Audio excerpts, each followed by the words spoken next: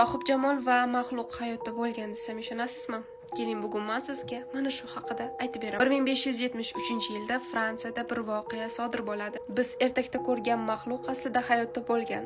Uning ismi Petrus Konslavus edi. U bir noodatiy kasallik bilan tug'iladi. Uning butun tanasi va yuzi jun bilan qoplangan edi. Bolaligida uni g'ayrioddiy odam sifatida qirolga sovg'a qilishadi. Lekin eng qizig'i, qirol uni qafasda saqlamaydi. Uni xuddi odam kabi katta qiladi, ya'ni tarbiyalaydi, o'qishga yuboradi. U xuddi aslzoda Yevropaning aristokratlarida katta bo'ladi. Keyin esa qirolicha Yekaterina Medici bir tajriba o'tkazgisi keladi va Petrusni savdogarning qizi Ketringa turmushga beradi. Eng qizig'i, Ketrin uni tashqi ko'rinishini emas, mehribonligini, o'tkir aqlini sevib qoladi va ular 40 yildan ortiq birga bo'lishadi. Ularning 7 nafar farzandlari bo'lishadi. 4tasi otasining tashqi ko'rinishini meros qilib olishadi va 3tasi oddiygina inson bo'lib tug'ilishadi. Va bu hech qanaqa ertak emas. Buni hattoki internetda ham tekshirib olishingiz mumkin. Menga obuna bo'lib qo'yishni unutmang, chunki mana shunaqa qiziqarli ma'lumotlar